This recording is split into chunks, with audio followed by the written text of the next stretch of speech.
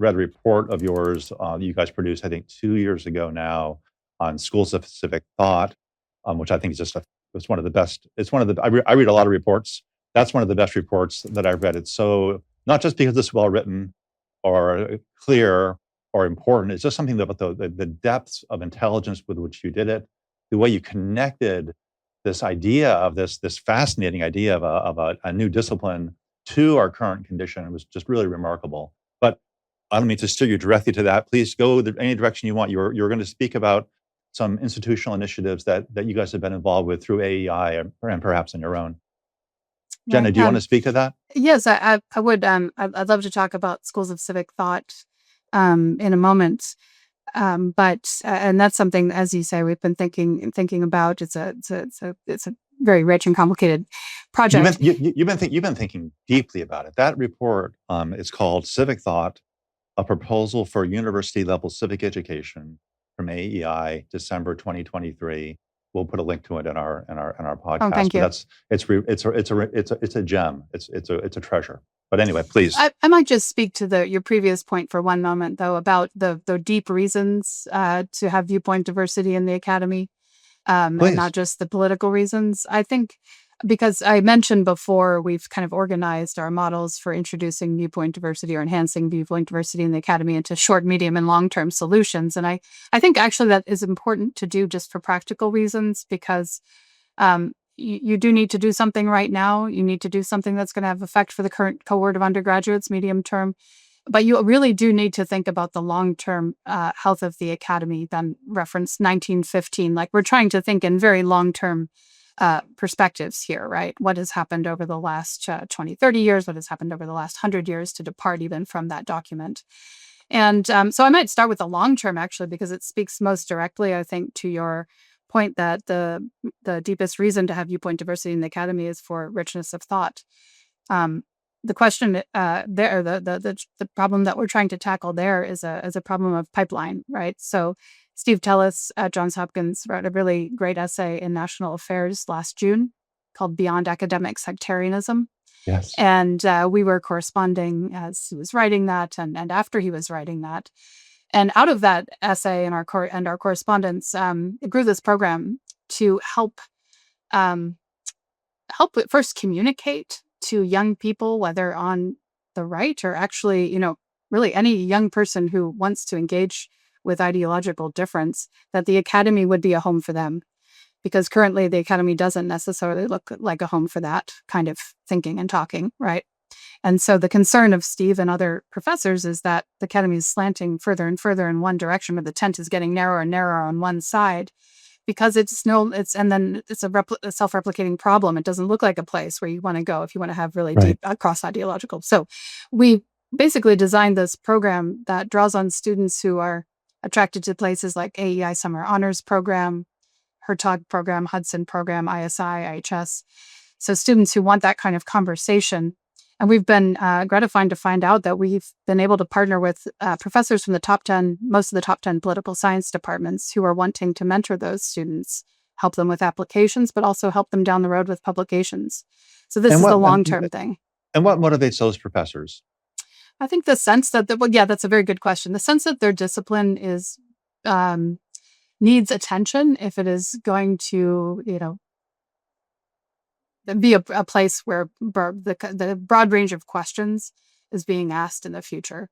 So I think the deepest motivation for everyone in that group is there are topics that are really not being considered, and there are questions that seem off the table, and that shouldn't be. Now, that's really hard to break into, that kind of thing, because those questions don't look interesting or whatever to someone who's editing a publication. But if you have really top professors willing to say this is a problem, and I'm willing to help with that, and I'm willing to mentor young people so that they can break in with their new questions and topics, this is, to me, one of the most sort of deeply authentic ways to address the viewpoint diversity problem in academia.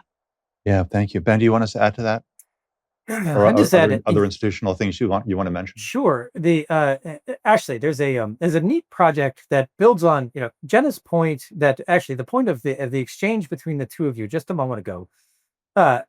Jenna spoke of the professors that we've been working with to try to encourage some more ideological diversity and the population of graduate students. And John, you said, what motivates those professors? And I think that's I think that's really interesting, right? The professors, most of whom are not on the right, are interested in broadening the academic tent, because they see that there's something crucial to the thing they love, to inquiry about doing this. And so I've actually developed another program to work with faculty members in conjunction, actually, at the suggestion of one of the founding members of Heterodox Academy, John Shields, at Claremont out in California. John wrote this wonderful piece in the New York Times a few years ago called "Liberal College Professors Can Save the GOP."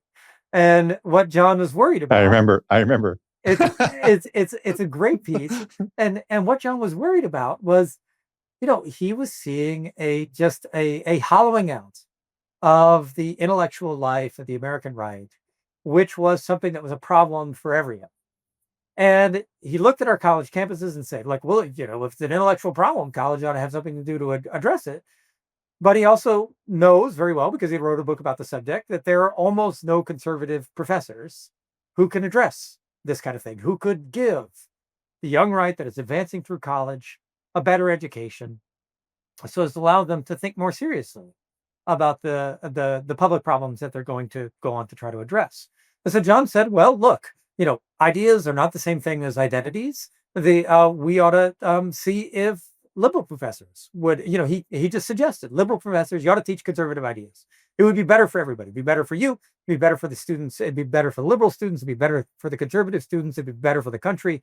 Everyone would profit if he did this. And John got a flood of mail from people who read this article, professors who read this article said, hey, if I could get trained in something like this, this is something that I'd be very eager to do.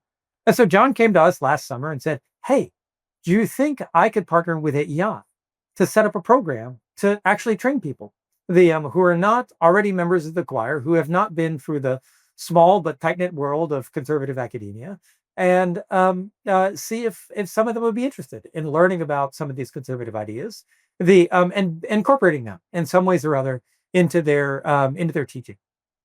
So John and I set up a program with the help of AEI's academic programs team. We're gonna run this thing this May for the first time. Going to be a week-long workshop. We've got wonderful scholars at AEI, people like Yuval Levin and Nat Continetti and Adam White, and also people from around the country, like Jennifer Burns, from Stanford, and Frank Leichter from Emory, and John himself. Jennifer famously wrote "The Goddess of the Market," a book about Ayn Rand at a time when she was, I think, an untenured history professor. I met her. I was out at Stanford giving a talk, and this person walked up to me and said, "I'm working on a book on Ayn Rand." And I said, "Good luck to you. I just don't know what's going to happen." And now, when I was up there more recently, she's finished a book on Milton Friedman, and whatever, she's prospering. But yeah, so there's all kinds of interesting surprises in the academy. Well, and that has been echoed by my experience in setting this up. You get wonderful people like Jennifer and John involved, and the next thing you know, people come out of the woodwork to come do this. And so we've got about twice as many applications as we have slots for this program. There are lots of people who want to come to AEI, this institution that has been a dead center in the development of American intellectual conservatism over the course of the 20th and now the 21st century. They want to come. They want to learn about this. They want to incorporate it into their teaching. And this is another way in which this is another of the, Jenna was speaking about a very long-term solution for bringing ideological diversity into the academy. But there are also things you could do much faster by just like getting some new books and into the classroom, getting some new courses into the catalog. That's right. And I'm sure you're aware there are initiatives underway. We're going to move to the federal changes happening in a moment or two, but there are initiatives underway at a growing number of colleges to talk about constructive disagreement, ways to do discourse across disagreement. And that's been another, it creates a certain pipeline urgency, which I think opens the door for people seeing the importance of the project like the one you guys have been involved with at AEI.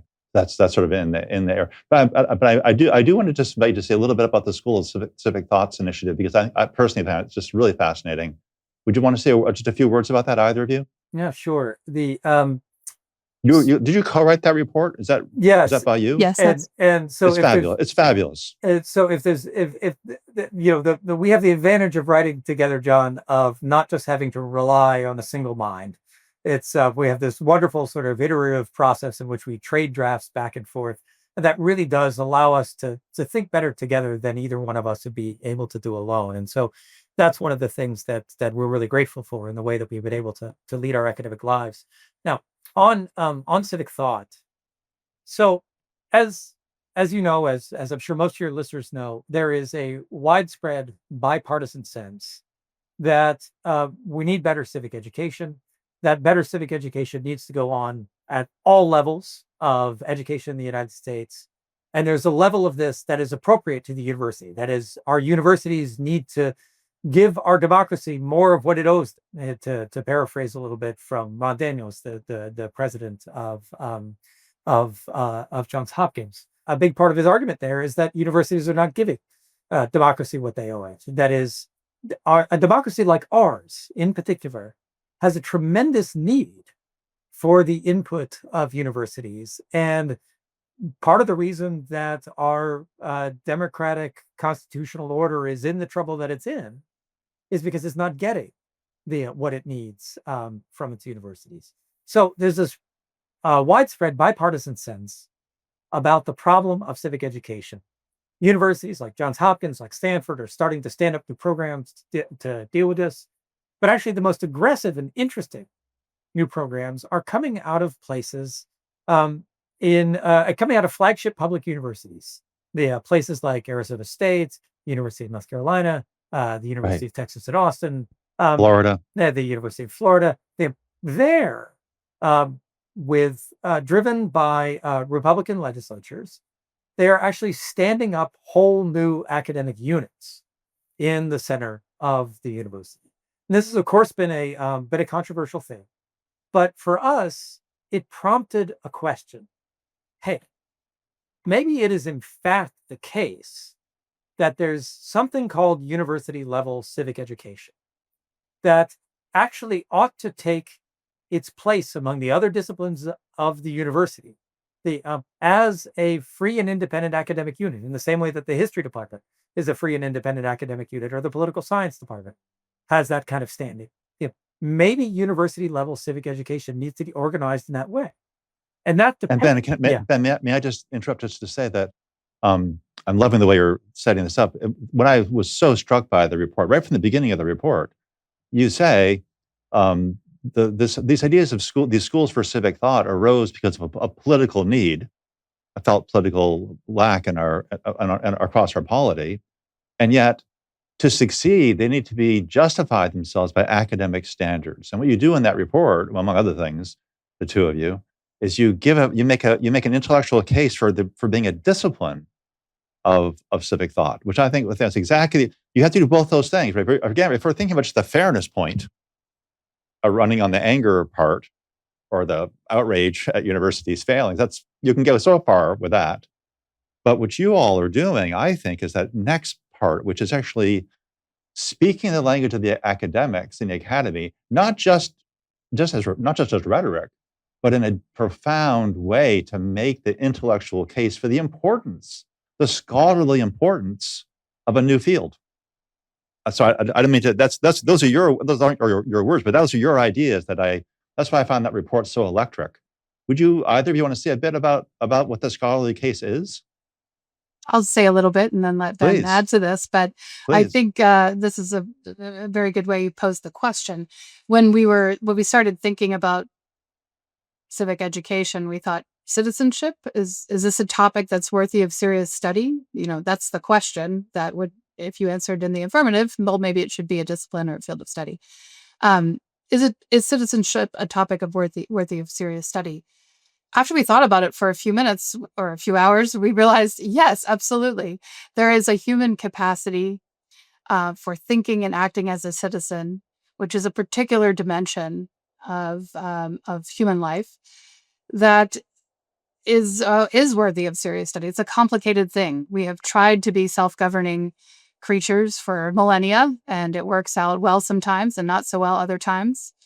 And it's very difficult to understand exactly what forms of human relations, what forms of institutions, what kinds of customs actually further the project of self-government and which don't, and how that might be particular to different peoples at different times. So that itself just seemed like a topic of study that would be worth delving into. And then we asked, we could go further on this as well, but we asked also, is this being done anywhere in a systematic way in the university? Because if it already is, we don't need to start a new field. And it really isn't. You can find fragments of asking this question of what it means to be self-governing in different disciplines. But you don't really see these gathered together in any kind of systematic or coherent form of study.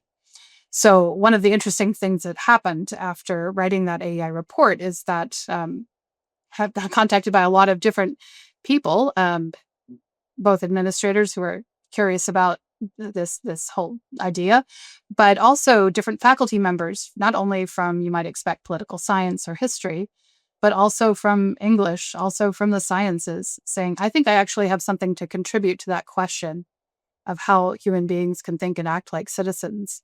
And I can't really do that where I'm located. So to me, that's an argument for a reorganization of intellectual energy. Put these people together in a school, in a department program, and let them do their thing.